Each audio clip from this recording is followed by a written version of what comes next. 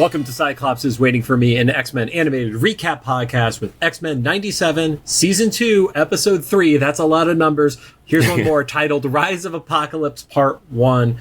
I'm JC.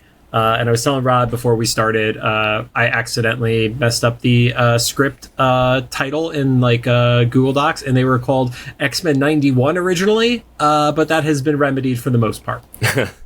That's the prequel series that's inevitably going to come out sometime later, right? If they did the Pride of the X-Men continuation prequel or something like that. That could be a fun little project if licenses worked out. I rewatched that, I don't know, maybe a couple of months ago. Mm-hmm. And it's it has this weird alternate universe things, like the super Australian Wolverine and stuff. And also Nightcrawler is really, really creepy. Yeah. He's just literally creeping on Kitty the whole time. But I loved Colossus in that, and Dazzler and stuff. We haven't seen Dazzler really that much, in that kind of a role. Well, she's dead, so yeah, it's kind of a problem. Nobody's really dead in that universe. So that means they have to do the Necrotia storyline at some point, right? That's where all of the people who get killed in Genosha get brought back to life, because you have so many important characters Shaw from the Inner Circle, Moira, Banshee, Dazzler, Callisto. There's too many people who are dead that are important. So I feel they have to do that at some point. I don't know. Maybe that's season 3. I would say we're in the middle of time travel now, so no one stays dead, right? That's also a problem. Yes. Yeah. And I'm Rod. You hear any... Introduce yourself. If you hear any banging or anything in the background, there is this never-ending construction going on in my duplex adjacent unit that was supposed to be over in 2 days in February, and they're still how many months are you in right now? Yep, we're at the point where I'm... I don't know. It's every time they pull up, I'm like, yep. For some, I don't know how much... Because I know how big that space is, because it's a little bit smaller than the space I live in. Mm-hmm. I don't know how much more could be. It sounds like there's working from day one. There's sawing and banging and hammering and it's crazy. Anyway, so if you hear any noises, that's what that is. Cyclops is Waiting for Me is our podcast series where we're going back and watching every single X-Men animated series we can find. This podcast started with the original 1992 X-Men, the animated series, building up to the release of X-Men 97 Season 1. Since then, we've completed X-Men Evolution, Wolverine and the X-Men, and the X-Men anime. But we're back weekly for all of X-Men 97 Season 2. This week, we're here 3 times this week. Yeah. Yes, we are. And if you notice a difference between the visuals from the last episode to this one, it's because we decided to sleep and stop instead of trying to power through 3 in rapid succession. So, unless Rod, you didn't sleep and you just edited it the whole time. So, no, I slept a little bit. Tonight's gonna be a good night's sleep though, because it'll be the first time I get a normal night of sleep in a week and a half. There you go. This is the same shirt I was wearing in the last episode, though, because literally after yesterday's recording, I just took it off and put it on the desk right here. And then I walk back. It's summertime, by the way, in LA. And so I walk back and record and put the shirt back on. And Lucy's back here. She's just kind of chilling. Yeah. And for me, this is a brand new shirt that literally I picked up at the UPS store today. Nice. Yeah, there was a sale on not a sale, but the MSRP of the Marvel Magic the Gathering packs, the collector's packs, from the Disney store. So they were actually cheaper. But then because it was just shy of the free shipping, I bought an X-Men shirt to compensate for the free shipping. Nice. Yes. But it's a new shirt and I didn't have it, so it's okay.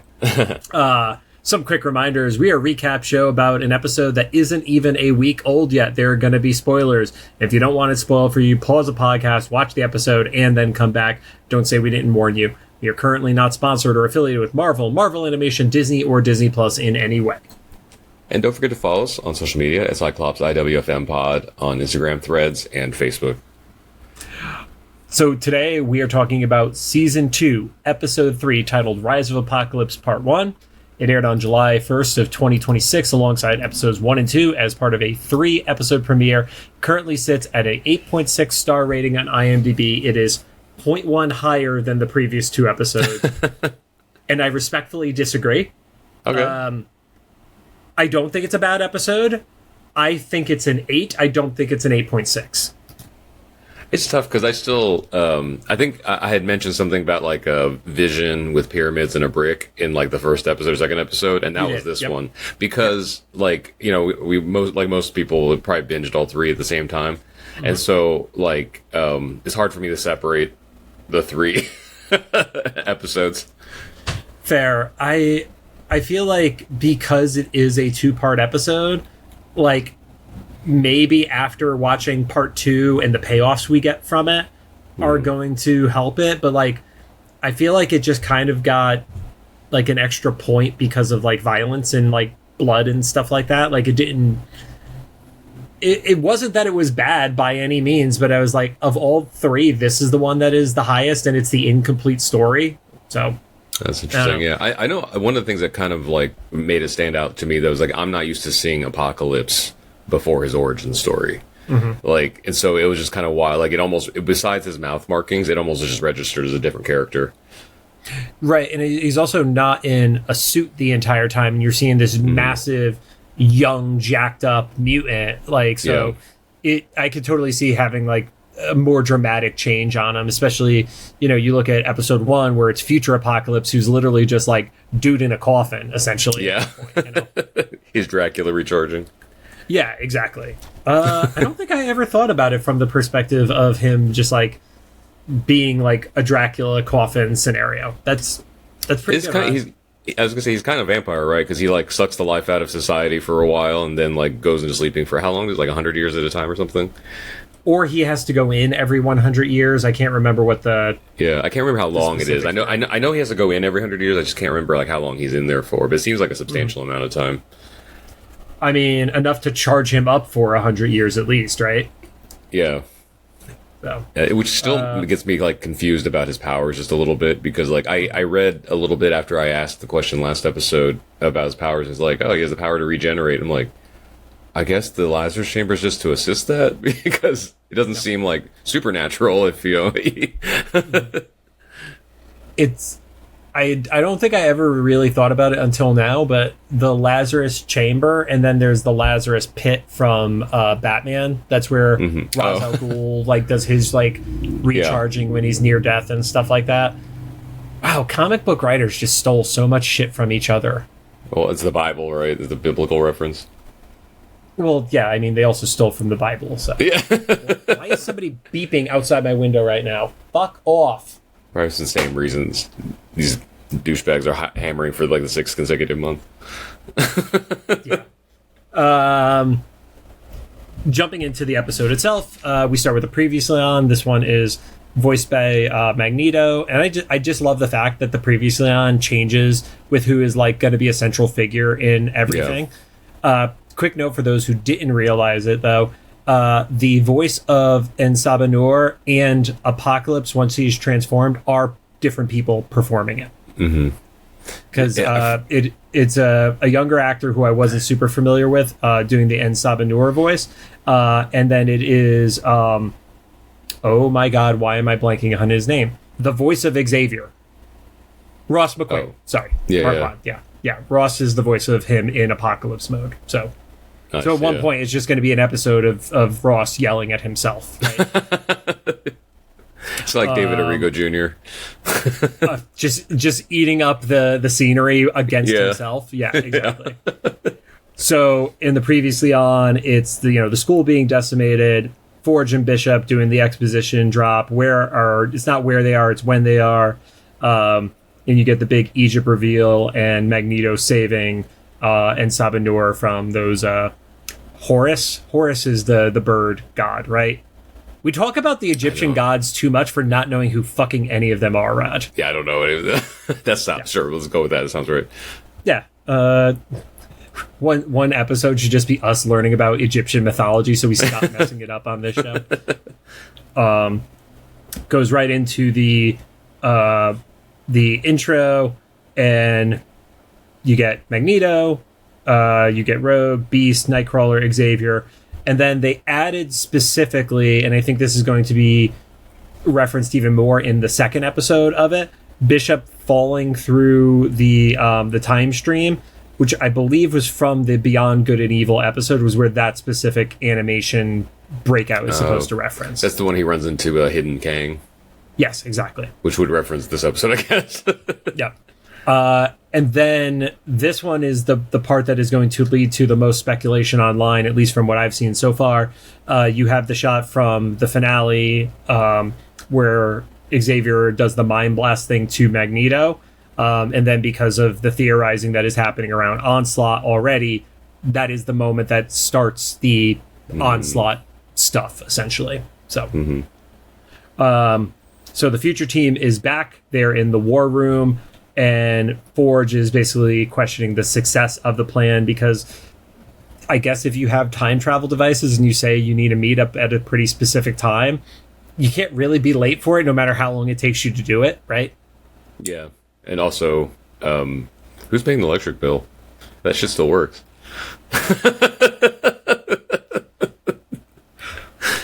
Not only does it still work, but there's like giant holes in the building. Yeah.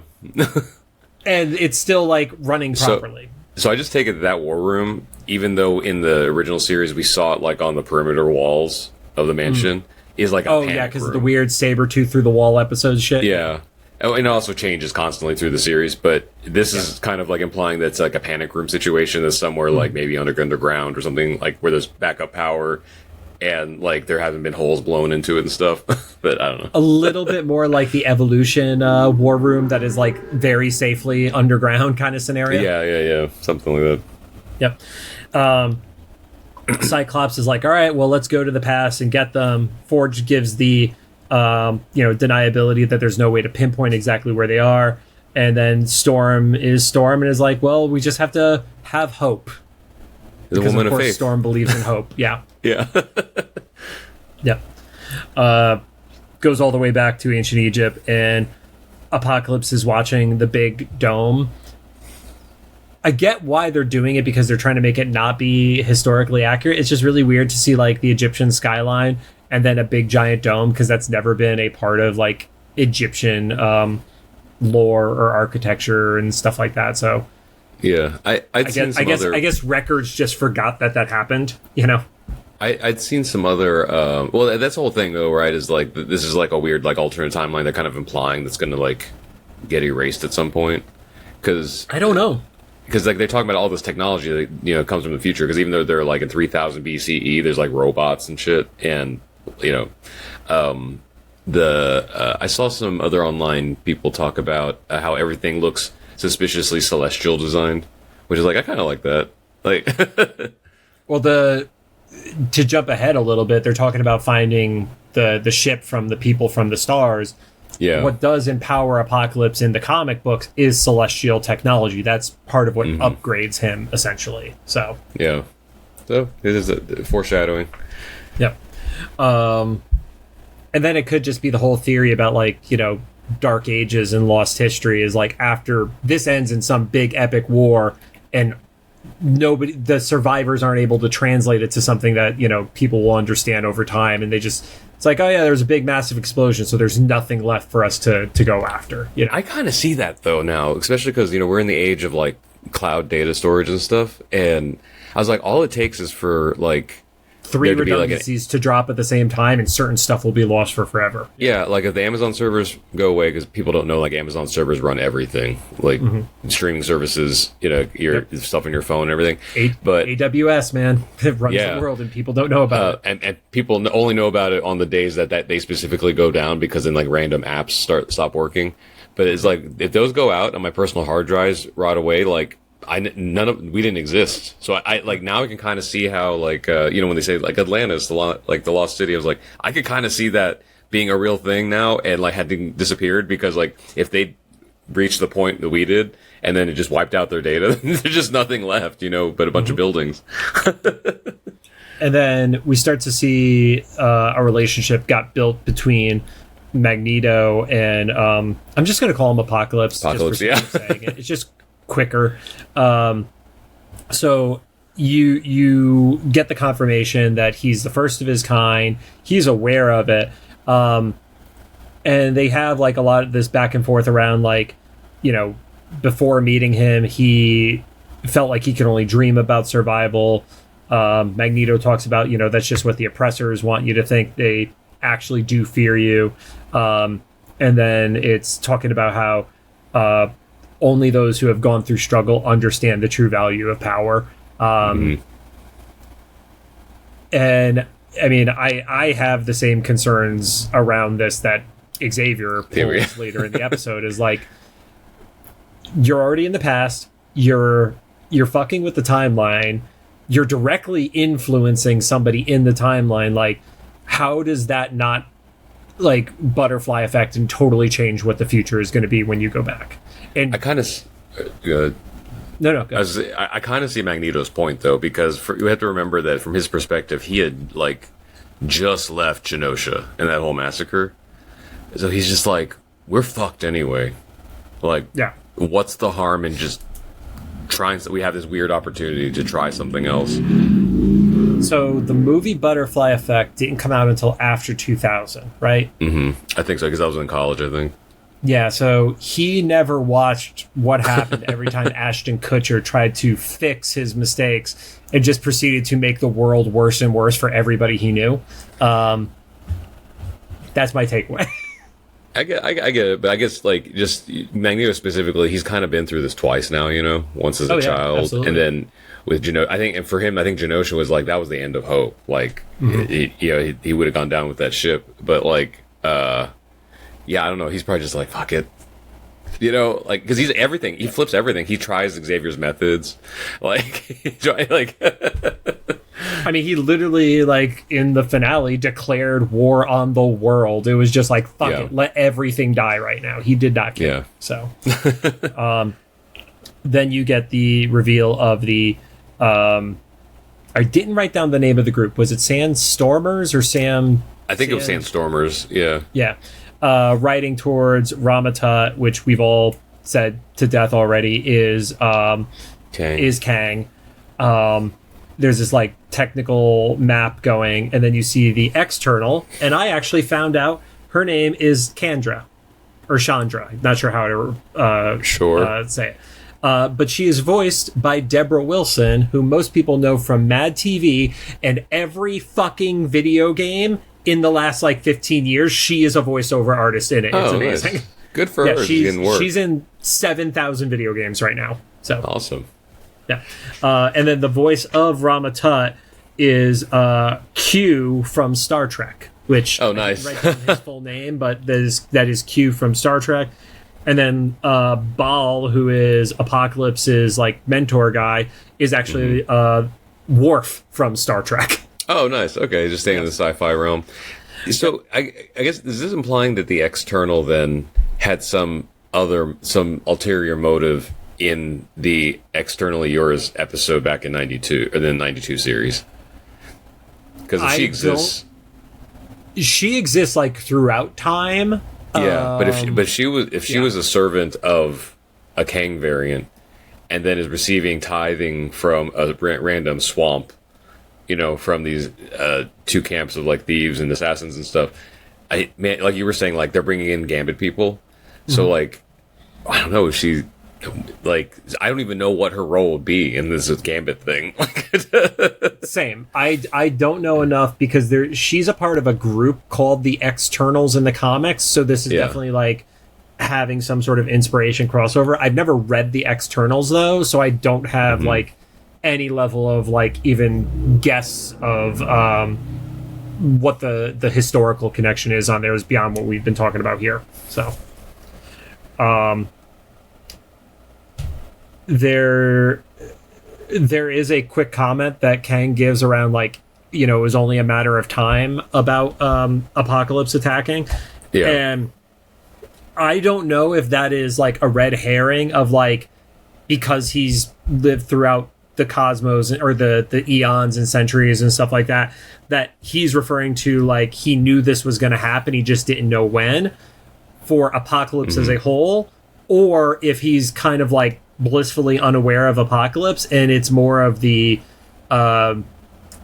like, it was a matter of time before this mutant like rose up to attack me and just is like a regular uprising. Like I don't know if it's the gravity of the situation or just like, oh, they were going to fight me at some point anyway, right?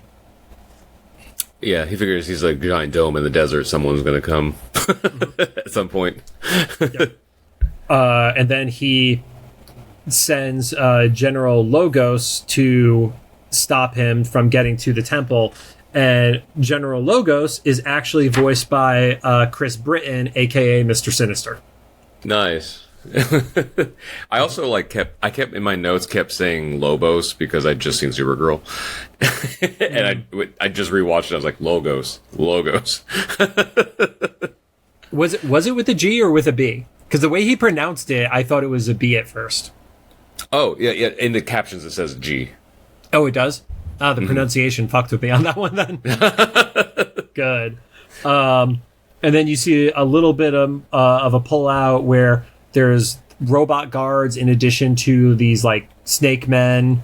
You see a bunch of slaves who are getting rid of what looks like a different pharaoh statues and putting up Rama Tut's statues instead. And then they have this giant mutant elephant thing. I think the elephant size was crazy. Like, so is Apocalypse the first mutant and then the elephant is the second? Or was the elephant really the first mutant? Like, that's crazy. Maybe Apocalypse is like the first X-gene mutant. Right, the first human mutant. And the elephant thing is like, high evolutionary genetic sorcery. I mean, he literally made snake men too, so like he's definitely playing with biology and shit. So yeah. So maybe the elephant is a mutate instead of a mutant. Maybe that helps. Got it. It was it wasn't born with the. But it was like crazy big. Like it's bigger than the elephants in like the Lord of the Rings like fight and stuff like that. Like it's so stupidly big. It's the size of like the roughly 2-story. I know there's not stories really, but building it was like the walls it was in. Yeah, and stuff like it could see over the barrier wall. That's how big it was. Yep. And then Logos gives what I put as a quote unquote encouraging speech to the slaves. And it was basically like, they're going to tell you that you're going to be free, but I'll still fucking kill you. That was kind of like his big takeaway from it. Apocalypse, Ball, and the Sandstormers have their little moment. Ball points out about Apocalypse becoming the leader. And then Magneto and Astral Xavier are watching. Xavier does not trust Apocalypse at all. And like I said, I don't blame him. Fair. And then Magneto's like, well, you gave me the trust in your school. And it's like, this is a little bit of a different scenario. Like, even if Magneto had, like, started to fuck up the school, which he didn't do, like, Beast and Cyclops and Jean were all still there. Like, it wasn't like it was just, like, giving him a bunch of, like, brand new students that he could totally mess around with. So. Yeah. Although, once again, I kind of see Magneto's point. He was like, you can't be upset, because that he is doing what essentially Charles did to like his students. It's like, this is not acceptable. He's like, well, trust me, bro. Right. I do like though that it did lead because this version of Apocalypse has very attractive features online, and there's a bunch of people doing the I can fix him meme with Magneto and Apocalypse, and it's always one of the images where his like muscles are like just totally like yoked out and stuff. So, I mean, he is jacked. It is. I like how they what was it? Logos later was telling like that disfigured face. I was like, and you could even see Apocalypse like he partially covers his face, probably because of the sand, but also like he's somewhat ashamed of the markings on his face and stuff. Is like, my dude. Like, that just is more proof of, like, insecurity can hit anyone. Because, like, everything else is chiseled. I was going to say, let's be real. Most people don't even notice he has a face at this point. Right. So, Magneto emphasizes the fact that it's, the Pharaoh's tech is definitely from the future. It's what Beast needs to get stuff done. Xavier, for reasons different than me, is refusing to even call him En Saba Nur. And then Apocalypse goes and he he gives us a speech to, get all the Storm Riders ready to go. And okay, I've been to 7 million wrestling shows in my life. Survival of the fittest is not a good chant. The cadence of the chant is not good. Oh. It's too many syllables, honestly. And I guess that's more of like their Mad Max mantra, right? Mm-hmm. Yeah. And speaking of wrestling, I was going to ask you, what is that move that he does to the elephant? I see that all the time, but I know there has to be a name for it. When he's like swings him around. So ironically enough, like usually it's grabbing somebody by their legs and doing it and like spinning around with it. It is literally just called a big swing. Oh, okay. It's the like least inventive name of any wrestling move, but it is like the big swing. Like, and there'll be somebody who like, I think, Claudio Castagnoli, would do that. And I think he had a like version of it that was his own name, but if you go into make a wrestler in the WWE video game, it's Big Swing. So yes, that's a great question. So that should also have been like the flag for Magneto, that the whole like, I'm going to teach him mercy isn't working, because he's like, I'm teaching him like to be better, and it's like survival of the fittest means he's going to kill the rest, right? Yeah, but also we found out later it's also for their own soldiers. Like they're willing to sacrifice whoever can't make it past the battle. Mm-hmm. And then your favorite big old fight. Yeah, that's my note. Robot traps start happening. And then there's a mega like pile-on. Going back to wrestling, I've referred to this as the Big Show spot, where you just get so many people on top of like the mega strong person, and then they bust out. But Logos has thought that they essentially won, so he closes the door on it. The breakout happens, and the gates fly open. So he doesn't need the rest of this group. Right? Like, he does this entire fight by himself, essentially. Yeah, I mean, that's kind of why he says later that they fear him, right? They're not really following him. Mm-hmm. So he's just kind of there partially for show and probably to take out, like, some of the other, like, goons that are surrounding everybody. But, like, I once again, I wish we would have seen what happened at the dog pile, because I feel like it would help me understand a little bit more what his power set is, at least initially. I think it's, like, literally just, like, he gets so powerful, the energy is explosive, and they just all go flying in different directions. I don't think you would have gotten anything beyond like, look how fucking strong he is. He throws you think it's not very heavy robots, It was just strength. Because I when the red eyes happened, I was like, oh, did he like vaporize them? Like that would have been cool. So yeah, he a smiling Magneto like looks over to Apocalypse, and you get these flashes in the shadows and dust of the modern Apocalypse walking through towards that was pretty Logos, dope. and that was probably my favorite shot of the entire episode. That was pretty dope. Yeah, because it's supposed to kind of foreshadow, right, of like Xavier's kind of still coming. Yeah, like you can't really and they this is a theme that goes out throughout the show so far, is like you can't rewrite the future or something, like like there's these like set points. And so, like, he's just going to be him. There's no changing him. Yeah, it's kind of like with Cable, where it's like, how many times did you try to save Madeline? And he's like, 200. Yeah. Right. Yeah, it's a fixed point in time. Mm-hmm. Exactly. Apocalypse decides not to kill because he knows Magneto is judging him, and they... literally hovering above him. Literal helicopter parent.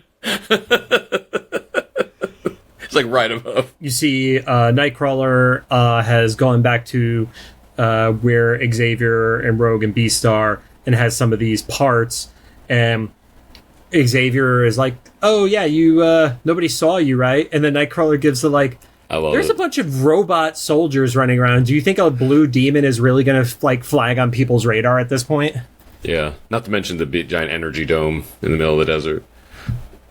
Again, like there's got to be some sort of like information was lost, Dark Ages shit going on. Like there's no way everybody just forgot this happened. Their iCloud failed.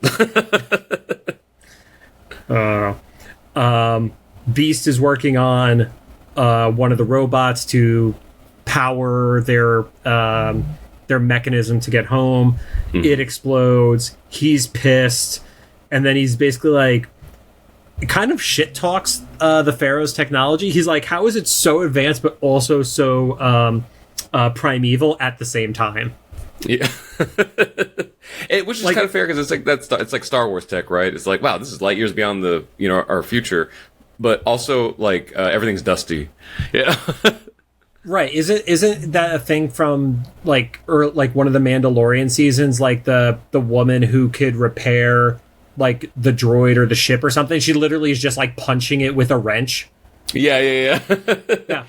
I was like, super advanced. This will make you go through like light speed, but also she's just like banging on it, and that's what fixes the problem. So. Yeah.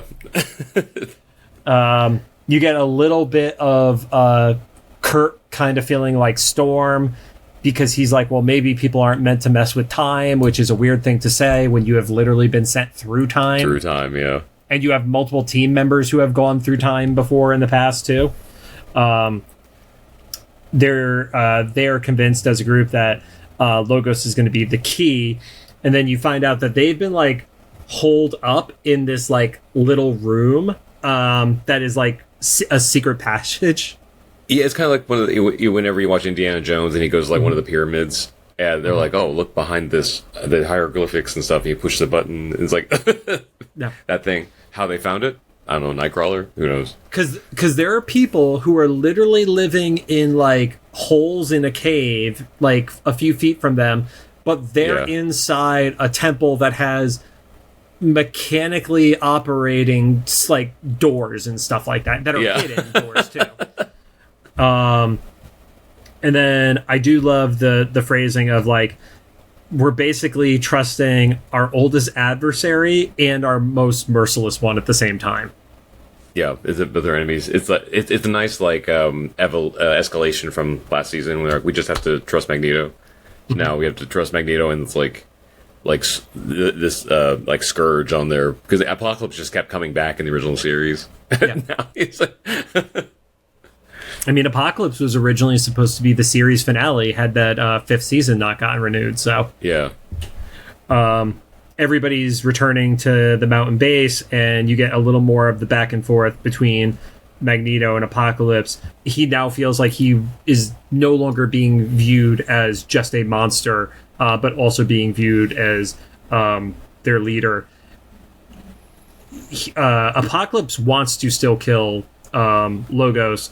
But Magneto is basically like, yeah, you could be powerful, but like you're literally a dude stepping on ants if you kill this tied up unarmed guy at this point. Yeah, so it was like they're like only a coward would be a god that steps on ants, something like that. Like would feel powerful when stepping on ants. Yeah. Mm-hmm. And then Apocalypse alludes to the fact that Baal would not agree with this, and just overall doesn't necessarily trust outsiders. And that's also kind of alluding to the fact that he probably knows that Baal is like waiting for a shoe to drop on Magneto and crew too. Yeah. This is where Beast is pretty against the whole interrogation concept too, because he's like, so we're just gonna let our biggest enemy ask nicely to find out what Logos knows about. I fucked up that whole thing, didn't I? Yeah. It was Xavier, right? Yeah, I'll reset it. So at that point, you're inside, the team's chatting, and Beast voices pretty heavily that he disagrees with the idea of letting Apocalypse interrogate Logos. And Rogue is very much like, yeah, Xavier, you should just do this. And Xavier's just very risk averse, and he's like, well, if I go into his brain, that risks like messing up the time stream more. And it's like, you also literally are letting your best friend influence this future despot. Like, I don't think you reading the mind of a single random general is going to be the thing that fucks up the time stream at this point. And isn't it like, I think it's Nightcrawler that points out, and like maybe it's destiny. That like your specific power is what could solve this situation. Yes. Yeah. Nightcrawler just points out the irony of it, essentially. It's like, thanks, Kurt. That was helpful. You know what I think it is, man? Like, because we talked about this in episode 1, where it's like Morph has no real place here other than to be like the comic relief. Kurt has no real place here other than to like give like cutesy moments so far. Obviously, we don't know what part 2 is going to be until Wednesday, but I think it really just came down to they needed to only have Sunspot and Jubilee left behind. So that's why they forced the others to do the time jumps with them. Because I don't think they actually played like a story piece here. I think it was more so they just needed them off the board for the 1997 time spot. The only little thing, and it's not even a big thing that Nightcrawler was like a little functional with, was transporting the robot parts. Giving like a viable reason, like way that they did that without being like, seen transporting them. It's stuff, but that could have been so many other people to like there are a million ways they could have worked around that. Totally. Yeah. And I lost where I was in my notes. Oh, and essentially, Beast emphasizes in the same way that Forge did in episode 1 that they just need to leave like ASAP. They just need to get out of there before they, fully fuck up the timeline. So. Apocalypse arrives, kind of gives like a little like celebratory thing to the group, points out that it's not just a victory for him, it's a victory for all of them. I don't know why he's thinking it's a victory for all of them, because they all stayed back and did nothing while this fight was going on. They didn't die, so he mentions that he had always like dreamed of others like him. That's when Baal arrives and basically shit talks dreams. Oh, yeah. Because he's like, I've never seen a dream win a victory. He had like 2 things that were basically like, stop dreaming. Apocalypse tells him to be gentle, which is the most un-Apocalypse phrase ever. Yeah. And I thought Baal was just going to tell him to go like fuck himself. Yeah. Because we don't know what Baal has seen. Like, we presume he's seen like horrific things, like living on the other side of Pharaoh's like slavery and stuff. Yeah. So he's like, listen, like we've like dreamed for generations, but it doesn't do anything. Yeah. So Baal points out that they should have kept going while they had the momentum, and it was the fear of the Pharaoh that stopped Apocalypse from going all the way. And I think you started mentioning this earlier on. He's willing to sacrifice his soldiers because Magneto's like, you don't know how many people were going to die if we kept pushing. Like, be strategic, do intelligence. Don't just keep pushing through the walls at the sake of your own men's lives just to keep it going. And then Baal's response is essentially like, yeah, well, maybe if they died, they weren't fit to survive in it. So. Survival fittest. Yep. Some more like stuff where it's like Magneto is essentially saying like, it's not just meant to be a leader to rule the world. It's like Apocalypse's chance to save it. And then you get more of the back and forth between Xavier and Magneto. It's like he's meant to be the destroyer and you're trying to coerce him into my dream. Which I get the sentiment of. Like, it's like, yeah, that would be great if you could convert Apocalypse into it. But it's like, is it nature or nurture? Like, what are those scenarios? Like, was there ever a chance you could convert this person? And maybe because Magneto started to feel it, that's why he believes that somebody else could be turned too. I know like no one's thinking in their like straight mind in times like this. But I was like, as an outsider looking in, I was like, you have to kind of choose a lane. So if you're saying we can't trust him because he's irredeemable, then just stab him in the head. Like right there. That solves it. You're literally giving the War Machine argument right now. Like, oh yeah, just Oh yeah. Well, that's the thing though. Is like, but if you truly believe he's irredeemable to the point where you're arguing that your friend can't like influence him, then why not just take care of it? Just take care of it. But if you don't think that, let him try. You just Yeah. I'm also thinking like Beyond Good and Evil was the interaction that Apocalypse had with Magneto. But the other incidents with Apocalypse, Magneto was not at all involved with. So yeah, I get, and of course they don't know about him showing up at the ruins of Genosha and with the card and stuff like that either. So it's like Magneto is kind of trusting Xavier's word as to like how bad he is, I guess. Yeah. But not fully, because he thinks he can redeem him. Yeah. And Magneto points out, it's like, well, he could have just become not just the first mutant, but be the first X-Men. And if you do shit right 5,000 years prior, how much better is the world going to be? And Magneto doesn't care about the time stream. Magneto's like, the time stream has been fucked. Like, to what you were like kind of like hinting at earlier. It's like, humanity messed this up so many times. Do we really want to just let them repeat the same mistakes that led to, like, you know, the Crusades, the, you know, World Wars, all that shit? So he also brings up that it is mutual fault of the two of them for Genosha. It's like, I was the one who brought people there, but you made me believe your dream, and that's why everybody died. Which is a pretty harsh take on Magneto's part, right? Yeah. Once again, though, like, I don't know why I'm citing that Magneto in this whole episode. It's like, they were your ideal. I'm just going to buy you a Magneto was right shirt, and we're just going to leave it at that. It's just like, because I kind of do the same thing when like, me and some of my friends have this rule of like, whoever cares most wins, you know, especially in the like 40s. And so if someone's like really like, oh, it has to be this way, it's like, we're going to do it 100% your way, so that whether it works out or not work out, it's on you, you know? And I think this is like, this is with your ideal. Like, you know, we were going to do it peacefully. We were going to, you know, mind our own business, and the world is going to be perfect. Remember? Yeah. Yeah. So in the end, that's where Magneto is like, you and the X-Men get to return to a world that is your dream if this works out. But he also phrased it where I don't know if he was necessarily planning on going back with them either. Oh, interesting. Because he's like, you and the X-Men get to go back. Like, he didn't say we go back. He said you and your X-Men. Huh. Interesting. Yeah, I didn't even. So I wonder if that was like, I have to stay behind to make sure he stays on the straight and narrow. That makes sense. Yeah, because like if he's gonna, he can't just trust that the rest of his life is gonna be fine. Given his history, yeah. But I do like the idea that Magneto proposes. What if he's the first X-Man? Like that'd be kind of nuts.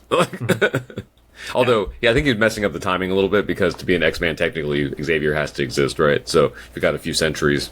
But did you see there was a meme, I apologize, I can't remember which account it was, but they were like coming up with the names for it. And it's Cyclops and Xavier. And it's like, seems a little indulgent to use your last name for it. And it's like, well, do you really want me to use my first name for it? Yeah. So in the interrogation room, Logos is upside down and he's kind of laughing about it. Apocalypse doesn't realize that Logos was actually his first master. Mentions that this is all stuff we've probably hinted at in past episodes, but just for people who didn't know, it was like he was abandoned by his mother. He was left in the sand to just like die, essentially. And then he taunts Apocalypse into the point where he's just basically trying to get him to kill him. And thankfully he didn't have a straight sword. He had the weird hook sickle thing, because Magneto saves him when that is like literally like circled around his head. So, which is a great visual too. Yeah. He leaves Logos to Magneto and Xavier and mentions that the Pharaoh is on the precipice of a big discovery. My interpretation of that is essentially, this is what is going to superpower Apocalypse, like to elevate him beyond what he is with the celestial tech. And Ramatut Kang is trying to do that himself with that celestial tech. So it's going to be like the race to the, you know, weather converter or whatever the thing was from the G.I. Joe premiere, you know? Oh. The super MacGuffin, essentially. Yeah. So there's the Lost Temple, which is from the divine beings from the stars. Again, that's celestial technology. Literally celestial technology. Celestials, yeah. Yep. and Xavier knows that this is probably the power source to get them home, and he goes into his mind, and that's where he's pulling bricks out of pyramids. Yeah, that was the thing I thought I saw like 2 episodes ago or something. Mm-hmm. And then this is the scene that everybody is going to say we are getting Onslaught this season, because he gets pulled into the pyramid, and there's a cracked moon in the shape of the Magneto Onslaught helmet, essentially. So, okay. And I gotta say this, like, I didn't read Onslaught when it first came out. I read it when I got back into comics about 5 or 6 years after. Like, it came out during my break from buying comics. Yeah. I don't dislike the Onslaught story. I don't love the Onslaught story either. There's something about it that just didn't hook me the way something like Age of Apocalypse did, or like House of M. It just felt like very like of its time in the 90s. And I also genuinely don't believe most of the people who are like freaking out over the Onslaught story know the character beyond him being like the boss in like Marvel versus Capcom and stuff like that. Yeah. Like I genuinely don't know how many people that are freaking out for the character have read the character and understand what he is. So I have no comment. I could be fully wrong on that. Like, but I'm like, I hear Onslaught and I don't get excited for Onslaught. Onslaught he's a replaceable villain to me. So I have no comment. Yeah. But like, I mean, you're actually like a really good like litmus test for like, outside of when you and I started doing this show, what did you know about Onslaught? Like, that's actually like the video game. Yeah. And I think that's most people that are like posting memes online. Like, not all these people were reading comic books in the 90s that are like, Onslaught's the best. I'm like, is he? It's whoever's presented. I feel like there was a lot of people that weren't like on the Thanos until Infinity War, was getting closer. Oh yeah.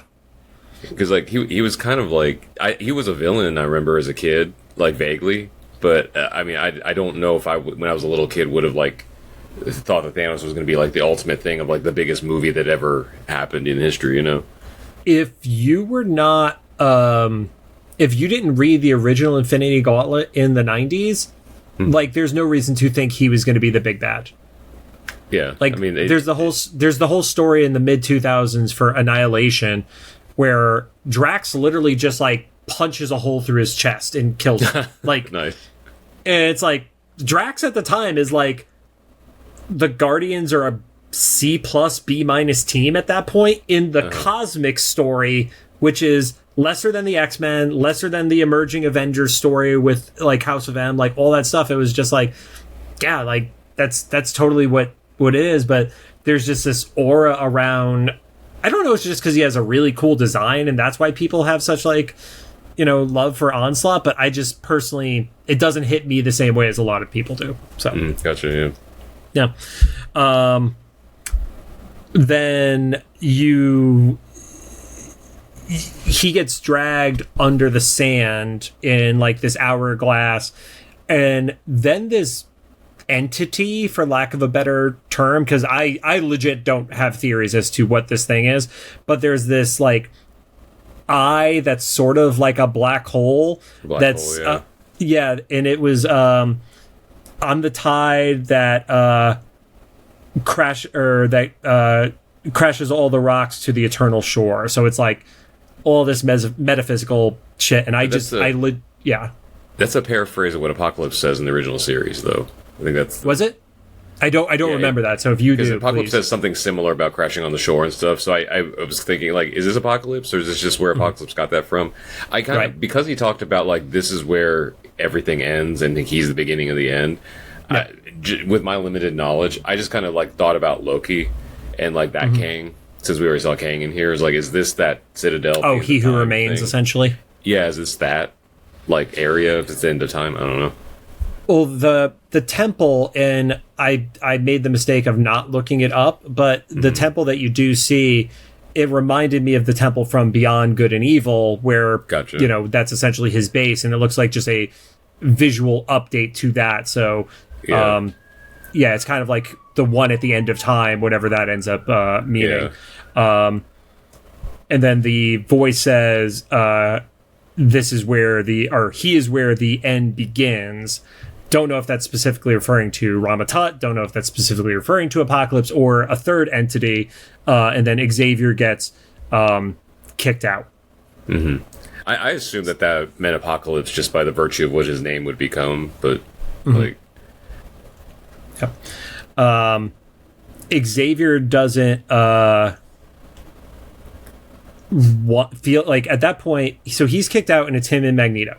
And then I think there is a like half-second time jump that like I had to like actually rewind 30 seconds on it, because he's walking with the team where they weren't with them during the interrogation, saying that he doesn't think they should know the location. There's a candle that blows out, and then they go back into their hidden room, and you see Apocalypse, Baal, and Logos in that room. So I think that was supposed to be something happened where he goes, talks to the team, and then they're going back to their hidden room, and that's when Apocalypse and Baal have brought Logos into there. Gotcha. Because if you take it for just like the beat of the scenes without a commercial break or something like that, and maybe that's where it's like, to your point of the ad version of this actually puts breaks into it, that wouldn't have felt like a direct, like, they go from this room into this other room that Logos was actually in there with, you know? Yeah. This is kind of the pace of this version of the show, though, right? Because this is once again the speed running of the whole thing. It's like, we can't just leave Jubilee there. Oh, look, she's back. And I don't have a problem with the speed run by any means, but it literally felt like the character teleported to another room. It was kind of like not as extreme the scenario of like, oh, it normally took people to march from across Westeros like 8 months, and then they did it in 14 minutes in the last season, you know?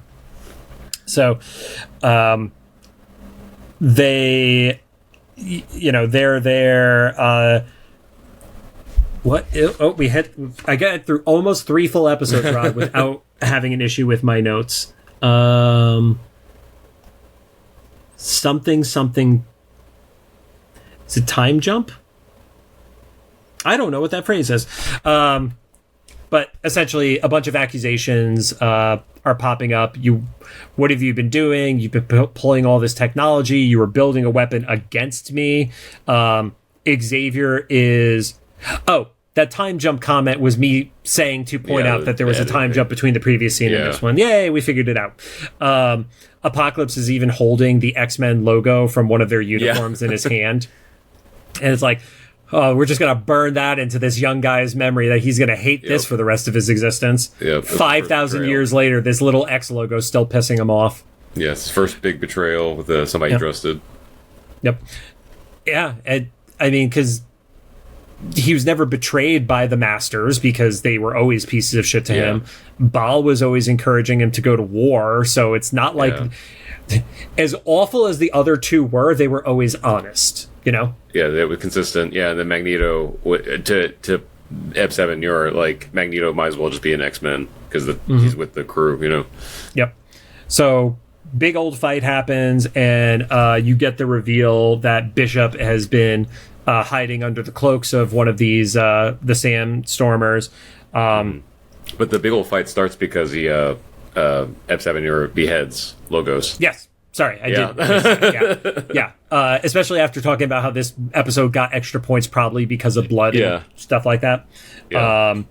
And then it's such a good dead man switch that it wasn't like I'm going to implant a bomb in Logos. It was I'm going to make a tracker that when they kill him, that's when it goes off, because it's like, if they kill him in my like, you know, first gate area, then I have to worry about like him blowing up and ruining more of my fences and stuff. If they take him as a prisoner and then they kill him, I know exactly where they are, because they're probably not going to kill him randomly in the middle of the desert. They're going to interrogate him, try to learn from him and stuff like that.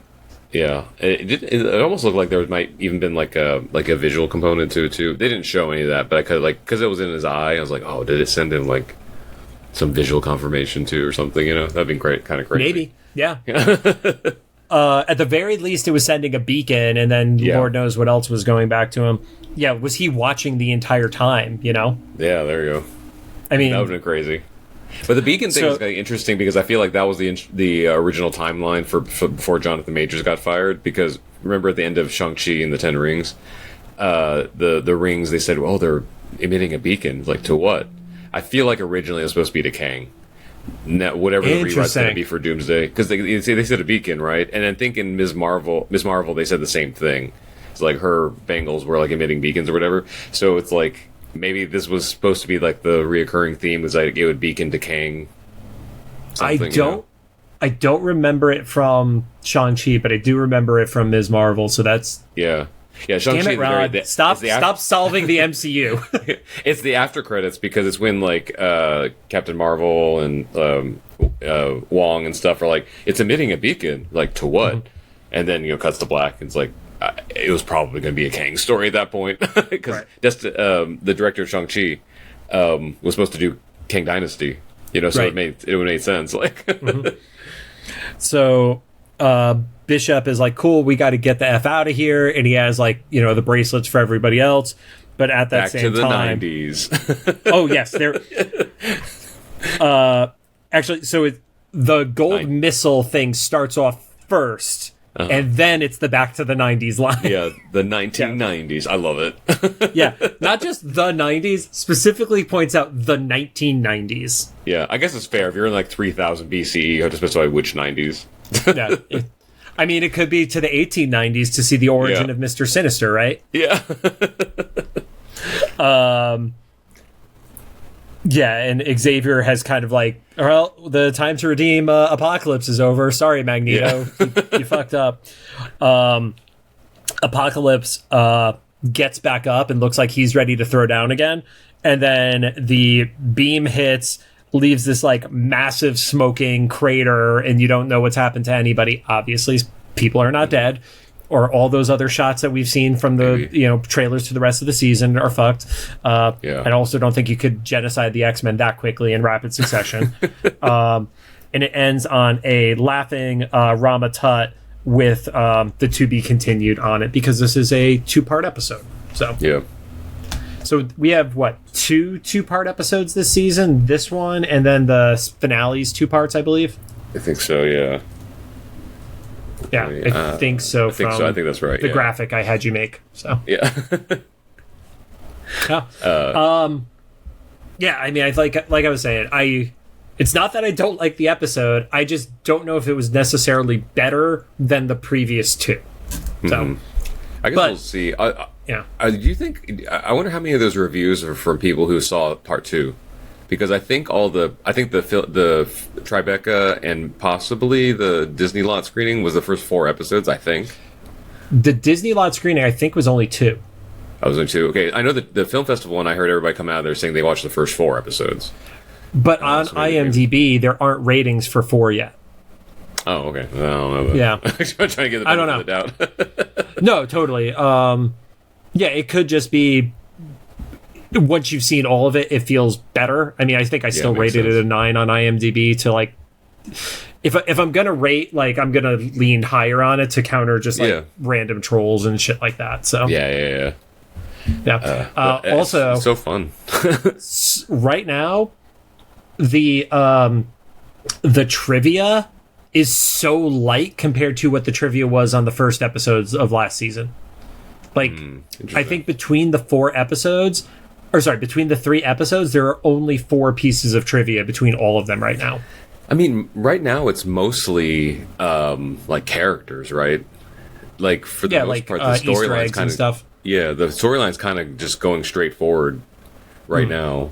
And maybe somebody can tell me if I'm correct in that the thing that black hole said was like a paraphrase of what Apocalypse said back in the original series, but I feel like I just remember this is how my brain works. It was because I think they were in Scotland or something, and there was like they were by a shore or a cliff or something, and he said something about crashing on the shore, and so then we heard it again here. It was like, is that a reference to that? It feels like it would be if it's part of Apocalypse's origin story, but totally. I don't know.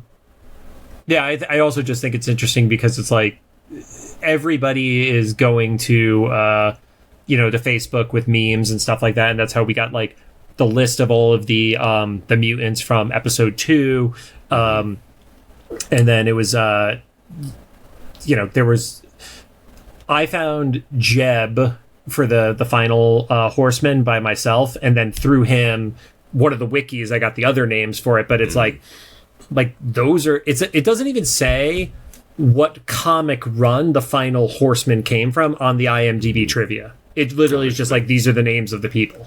Yeah. So interesting. I don't know. Maybe I'm the only psychopath who still has a pro IMDb account that edits stuff on there. So I will say IMDb is a little expensive, especially for like working actors, I would say. Like, because if anybody knows, like, people who are like surviving off commercials, like a couple $100 is like kind of steep for like a database thing.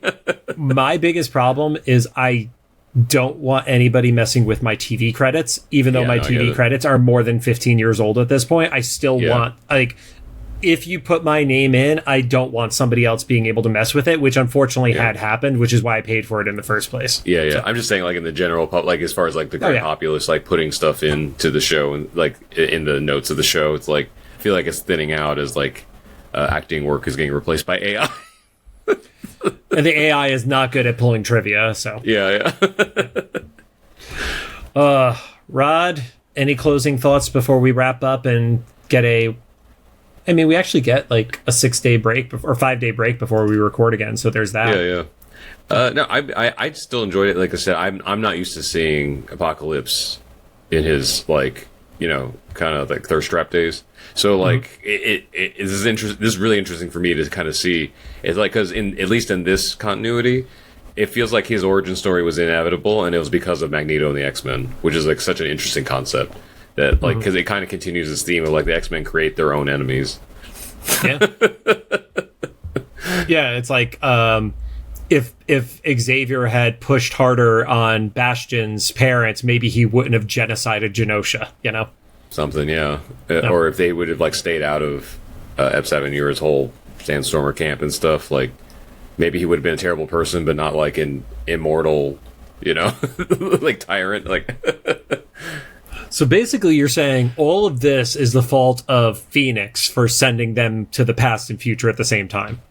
Let's just blame it on the bad Dark Phoenix movies that came out. I don't know how. Somebody can make the tie, but yeah, if somebody can find that connection, you'll be Rod's hero. So. All right. Thank you guys for joining us. If you have any thoughts, please make sure to drop them into the comments for either the YouTube videos, the Spotify upload, or any of the Instagram posts about this episode. And if you like what you heard, we'd appreciate a rating on the podcast app of your choosing, or share it, honestly. If you could share it, that would be amazing. Rod and I are not good at making memes, so our IG doesn't grow as quickly as other accounts do. They do deserve it, so it's not taking away from that. But it's like, share our clips, because that's what actually will help us get more audience and more people to talk about X-Men with.